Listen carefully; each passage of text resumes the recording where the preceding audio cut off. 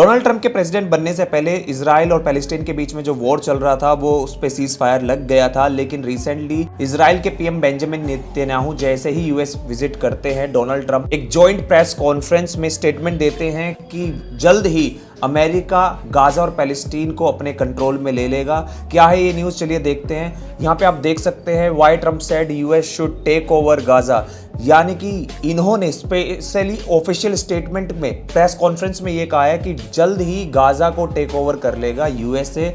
आपने देखा होगा रिसेंटली कनाडा के लिए भी यूएसए ने ये बोला है कि हमारा 51st स्टेट बना दो, और जो पीएम है जस्टिन ट्रूडो उनको वो गवर्नर बना देंगे। वो एक्सपेंशनिस्ट पॉलिसी यूएस ने अडॉप्ट कर ली है अंडर डोनाल्ड ट्रंप।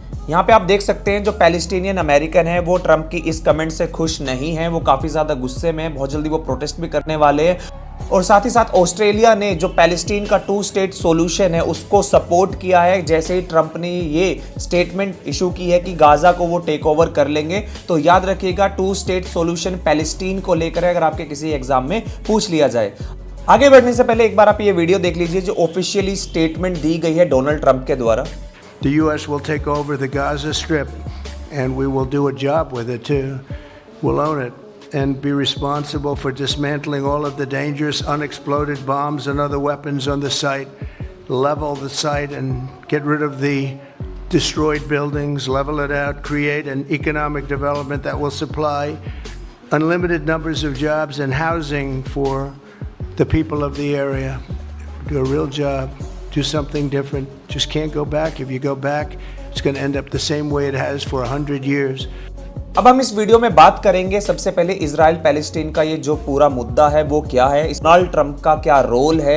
साथ के साथ हम बात करेंगे यूएनएचआरसी यानी कि United nation human right council, और उस काउंसिल से अमेरिका और इजराइल ने क्यों एग्जिट कर दिया, और जो सबसे पावरफुल काउंसिल है यूनाइटेड नेशन की, that is United nation security council, उसका क्या रोल है कि एग्जिस्टेंस में होने के बावजूद भी ये वॉर क्यों हो रहा है, इस पर अभी तक इतना ये सॉल्यूशन क्यों नहीं आया। आगे बढ़ने से पहले अगर आप किसी भी कॉम्पिटिटिव एग्जाम की प्रिपरेशन कर रहे हैं, खासकर UPSC, UGC net, JRF, CUET जैसे एग्जाम्स की, तो आप मुझे कांटेक्ट कर सकते हैं। नीचे मेरी इंस्टाग्राम आईडी मेंशन है, आप वहां पर मुझे मैसेज कर सकते हैं, मैं आपकी जरूर हेल्प करूंगा। अब बात करते हैं कि इजराइल पैलेस्टीन इशू क्या है। देखिए इजराइल एंड पैलेस्टीन का इशू अगर आप समझना चाहते हैं तो आपको ये समझना पड़ेगा फर्स्ट वर्ल्ड वॉर से, क्योंकि वहां से ये स्टार्ट होता है सारा का सारा। तो आप देख सकते हैं कि सबसे पहले क्या होता है, प्री ब्रिटिश मैंडेट आता है 1917 में, जहां पर ब्रिटिश फोर्सेस क्या काम करती है जब फर्स्ट वर्ल्ड वॉर चल रहा होता है, वो पैलेस्टीन को ओटोमन एम्पायर से एक्वायर कर लेती है, अपने कंट्रोल में ले लेती है, जिसके बाद वो किसके कंट्रोल में आ जाता है, वो ब्रिटिशर्स के कंट्रोल में आ जाता है। और यहाँ पर जो जूइश पॉपुलेशन थी जो खासकर यूरोप के अंदर थी वो माइग्रेट होना स्टार्ट कर देती है धीरे धीरे।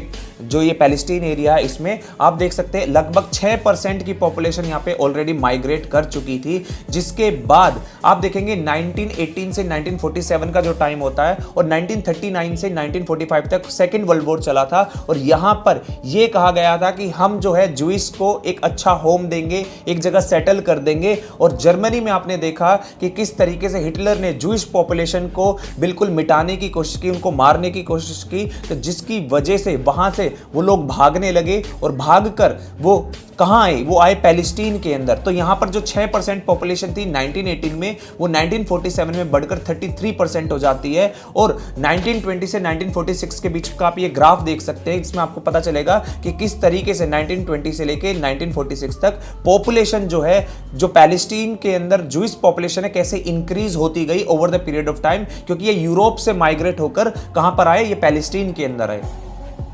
फिर इसके बाद 1947 में, जैसे ही 1945 में वर्ल्ड वॉर सेकंड खत्म होता है, तो यूनाइटेड नेशन बनता है। यूनाइटेड नेशन बनने के बाद यूएन के अंदर एक रेजोल्यूशन आता है, रेजोल्यूशन नंबर 181, जिसमें यूएन पार्टीशन प्लान कहते हैं इसको। इसमें यह कहा गया कि 45% जो एरिया है वो अरब स्टेट को दे दिया जाए, और 55% एरिया जो है ये पैलेस्टीन का, वो जूइश स्टेट को दे दिया जाए। और जो जेरूसलम है बहुत इंपॉर्टेंट है, ये कैपिटल भी है, और रिलीजियस लेवल से ये मैटर करता है जूइश के लिए भी, मुस्लिम्स के लिए भी और क्रिश्चियंस के लिए भी। यहाँ पर इंटरनेशनल कंट्रोल स्टैब्लिश कर दिया जाए। और यहाँ पर आप देखेंगे कि जो फेवर में वोट किया जाता है इसमें पार्टीशन प्लान को, वहां पे 33 कंट्री सपोर्ट करती है, अगेंस्ट में 13 कंट्रीज जिसमें एक इंडिया भी है, इंडिया इस पार्टीशन प्लान के अगेंस्ट वोट करती है, और 10 कंट्री जो होती है इसमें एब्सटेन कर जाती है कि हम वोट नहीं करें।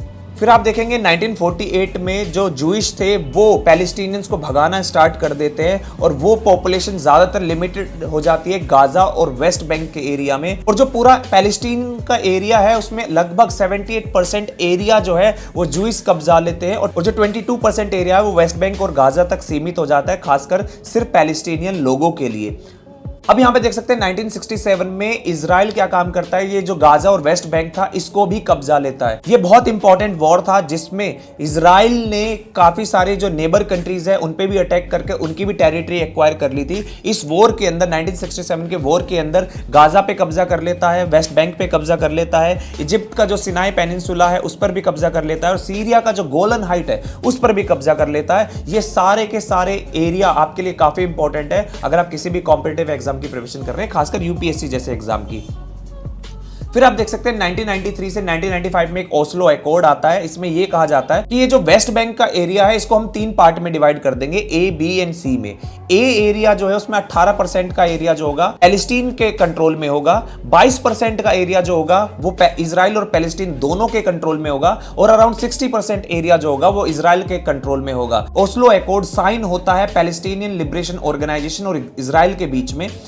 अब यहां पे बात करते हैं ट्रंप का क्या रोल है। देखिए, ट्रंप जब लास्ट टाइम 2016 में प्रेसिडेंट बने थे, प्रेसिडेंट बनने के बाद उन्होंने एक बहुत मेजर अकॉर्ड कराया था, इसको कहते हैं अब्राहम अकॉर्ड, जो इजराइल, बहरीन और यूएई के बीच में हुआ था और कराया गया था यूएसए के द्वारा, ताकि ये अपने डिप्लोमेटिक रिलेशन स्टेब्लिश कर सके और धीरे धीरे ये जो प्रॉब्लम है इसको सोल्व कर सके, कोई कॉन्फ्लिक्ट ना हो। और जैसे डोनाल्ड ट्रंप के बाद जो बाइडेन प्रेसिडेंट बनते हैं, आपने देखा कि जो बाइडेन के टाइम पर यूक्रेन और रशिया का भी वॉर होता है, इजराइल पैलेस्टीन का भी वॉर होता है, और पूरा जो जियोपॉलिटिक्स है वो चेंज होने लगता है। लेकिन वापस से जो डोनाल्ड ट्रंप आए हैं, इन्होंने ये स्टेटमेंट दे दी है कि वो वापस से मिडिल ईस्ट एरिया में पीस चाहते हैं, तो उसके लिए सॉल्यूशन लेके आना चाहते हैं। लेकिन उन्होंने ये स्टेटमेंट दे दी है कि वो गाजा को और पैलेस्टीन को कंट्रोल करना चाहते हैं, अपने अंडर कंट्रोल में ले लेंगे। ठीक है, लेकिन देखेंगे आगे क्या होने वाला है। आपके क्या व्यूज है उसको कमेंट बॉक्स में बताइएगा। अब बात करते हैं United nation human right council का क्या रोल है इसमें। देखिए, United nation human right council का काम होता है अगर कहीं पे भी ह्यूमन राइट्स का वायलेशन हो रहा है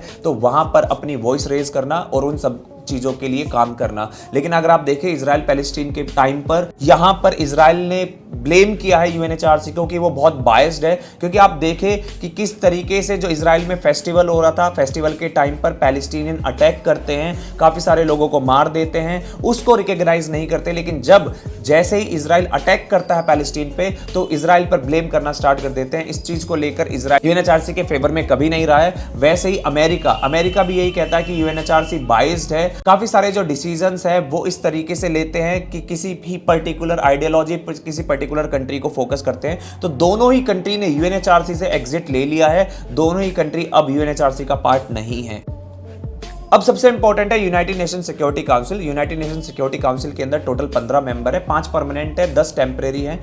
5 परमानेंट मेंबर जो है उसके अंदर आपका यूएसए है, रशिया है, चाइना है, फ्रांस है, ब्रिटेन है। अब क्या होता है कि यहां पर अगर कोई भी रेजोल्यूशन आता है तो वहां पर अगर इन 5 में से किसी कंट्री ने वीटो लगा दिया तो वो रेजोल्यूशन आगे नहीं बढ़ेगा। अगर आप देखें इजराइल को सपोर्ट करता है अमेरिका, अगर कोई अदर कंट्री कोई भी रेजोल्यूशन लेके आने वाली होती है तो अमेरिका वहां पर वीटो लगा देता है और इजराइल के अगेंस्ट कोई भी एक्शन नहीं लिया जाता। तो इसी तरीके से इंटरनेशनल पॉलिटिक्स के अंदर इन P5 कंट्रीज का जो रिलेशन होता है दूसरी कंट्रीज के साथ वो बहुत इंपॉर्टेंट होता है। जैसे इंडिया के केस में अगर इंडिया के अगेंस्ट कोई भी रेजोल्यूशन आ रहा है तो वहां पर रशिया वीटो लगा देता है क्योंकि रशिया इंडिया का दोस्त है। तो इस तरीके से यहां पर जो भी पॉलिटिक्स होती है वो अपने पर्सनल लेवल पर होती है, पर्सनल इंटरेस्ट पे होती है, ना कि ह्यूमन राइट वायलेशन पर। इस ऑर्गेनाइजेशन पर भी काफी सवाल उठते हैं, इसलिए इंडिया इसका एक्सपेंशन चाहता है और इंडिया चाहता है कि इंडिया को भी परमानेंट सीट मिले। आप क्या सोचते हैं, आपके क्या व्यूज है, मुझे कमेंट बॉक्स में बताइएगा। आज के लिए इतना ही रखते हैं। वीडियो अच्छी लगी तो वीडियो को लाइक कीजिएगा, कमेंट कीजिएगा, आपके जो भी व्यूज हैं हम डिस्कस करेंगे। वीडियो को शेयर कीजिएगा और सब्सक्राइब करना मत भूलिएगा चैनल को। Thank you.